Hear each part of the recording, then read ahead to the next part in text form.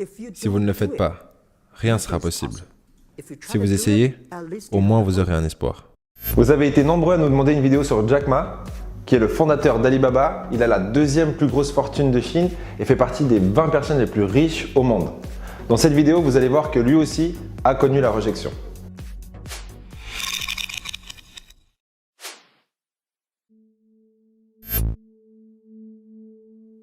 Commençons par où vous en êtes aujourd'hui.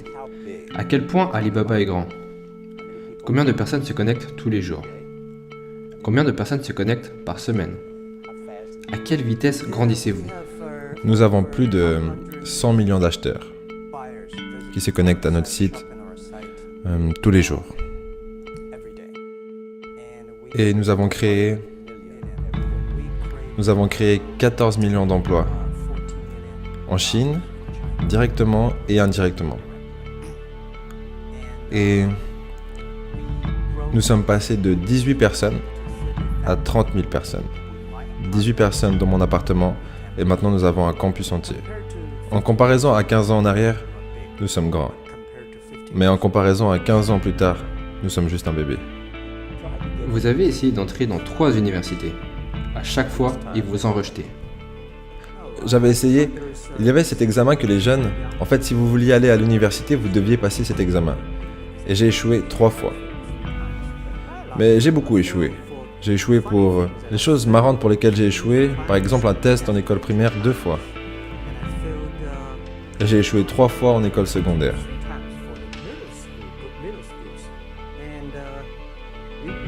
Vous ne pourriez même pas y croire. À Hangzhou, dans ma ville, il n'y avait qu'une seule école secondaire, qui ne durait qu'une année. Donc on n'avait qu'une seule chance de passer de l'école primaire à l'école secondaire. Et du coup, aucune école secondaire voulait nous accepter parce qu'on était trop mauvais.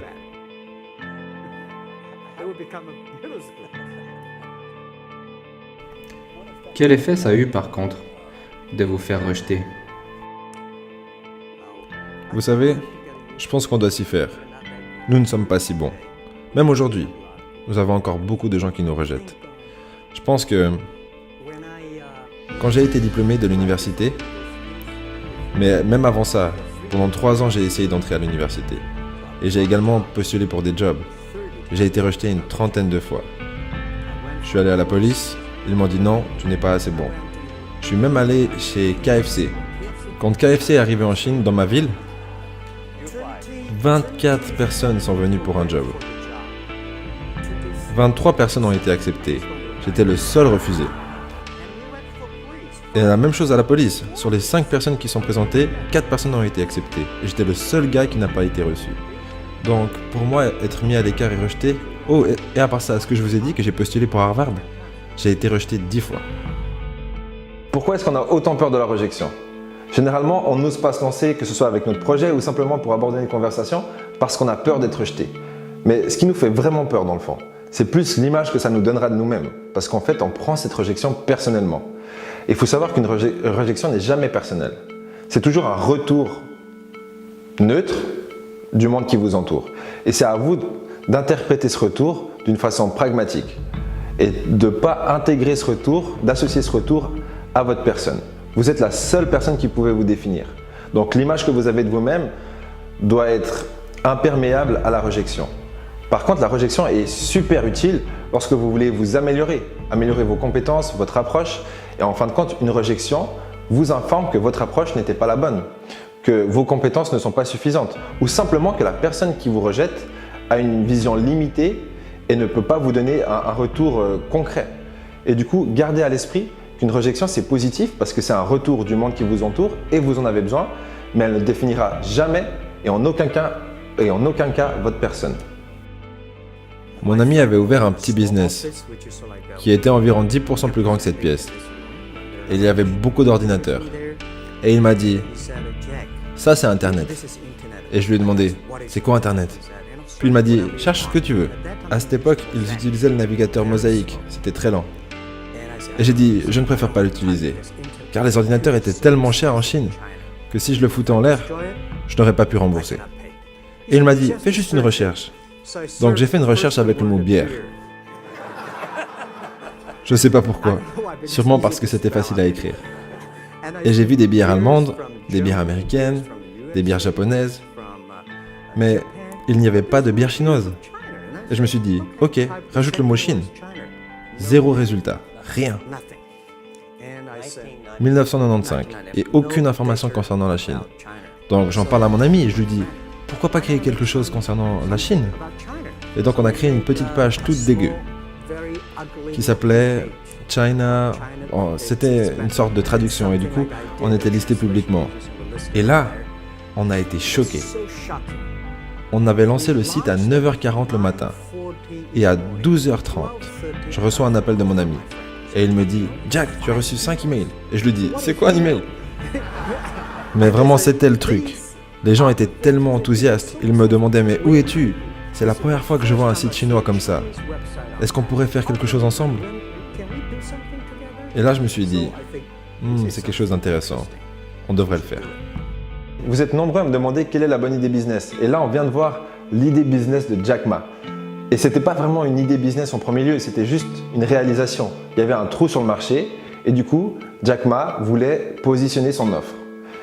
Et c'est ça une bonne idée business. C'est pas une idée qui vous permettra de trouver un raccourci pour atterrir sur une île déserte et ne plus avoir rien à faire jusqu'à la fin de votre vie. C'est pas ça. Une idée business, c'est vraiment être attentif à ce qui se passe sur le marché, que ce soit derrière votre ordinateur ou simplement dans un bar. Vous écoutez les gens qui parlent et ils parlent de leurs problèmes. Et si vous pouvez apporter une solution à ce problème, eh ben vous avez une idée business. Et qu'est-ce qu'il vous faut pour exécuter sur cette idée business? Des compétences. S'il vous manque des compétences, maintenant vous savez quelles compétences il vous manque. Et du coup, vous pouvez travailler sur ces compétences ou simplement trouver des associés. Et c'est aussi simple que ça. Après, bien sûr, à mettre en place, ça ne sera pas si simple parce qu'il y a de la compétition, il y a plein d'éléments qui rentrent en jeu, mais c'est comme ça que ça commence. Durant les 3 premières années, Alibaba était juste une sorte de e-commerce des informations. Quels produits avez-vous? Qu'est-ce que moi j'ai? On parle beaucoup, mais on ne fait pas de business. Il n'y avait aucune possibilité de paiement. Et j'ai donc contacté les banques, mais aucune banque voulait le faire. Ils disaient, ah non, ce truc ne fonctionnera jamais. Donc, je ne savais pas quoi faire. Car si je mettais en place un système de paiement, c'était contraire aux lois financières. Parce qu'il est nécessaire d'avoir une licence. Mais si je ne le faisais pas, notre e-commerce allait droit dans le mur. Alors je suis allé assister à un séminaire sur le leadership. Le leadership, c'est prendre des responsabilités. Et après avoir suivi cette présentation, j'ai passé un coup de fil à mes amis, mes collègues avec qui je vivais dans mon appartement, et je leur ai dit, faites-le maintenant, immédiatement. Si ça se passe mal, que le gouvernement n'est pas content, si quelqu'un doit aller en prison, Jack Ma ira en prison. Parce que c'est tellement important pour la Chine et pour le monde de créer un système fiable. Mais si tu ne le fais pas, et ne le fais pas correctement, vol, blanchiment d'argent ou manque de code dans les transactions, c'est moi qui t'envoie en prison. Donc c'était ma façon de voir les choses. Et les gens n'aimaient pas ça. Mais tellement de personnes à qui je parlais durant cette période concernant Alipay me disaient « c'est l'idée la plus stupide que tu n'as jamais eue ». Et je disais « je ne pense pas que c'est stupide, du moment que les gens l'utilisent ». Maintenant, il y a plus de 800 millions de personnes qui utilisent Alipay. Au départ, quand j'étais jeune, je pensais que tout était possible. Maintenant, je sais que tout n'est pas possible. Il y a des choses auxquelles nous devons penser.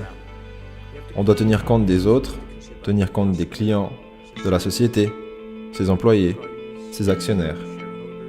Il y a tellement de choses. Mais si vous continuez à travailler dur, il y a des solutions.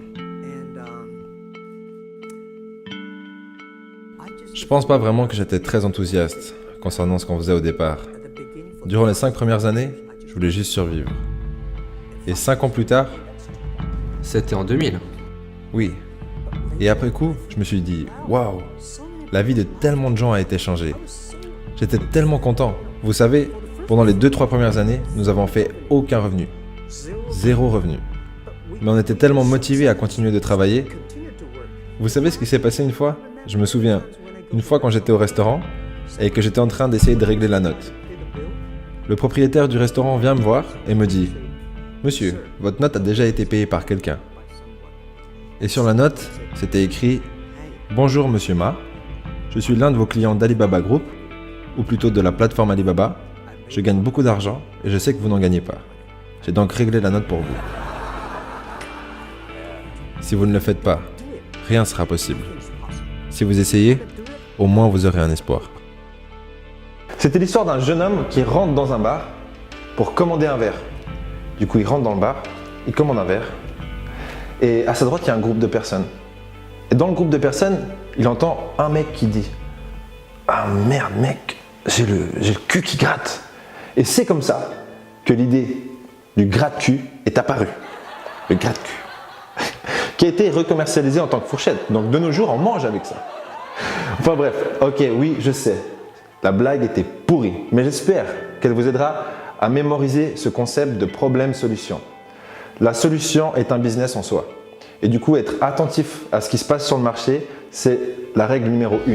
La règle numéro 2, c'est d'être prêt à affronter les rejections. Ah mais un gratte-cul, quelle idée de merde!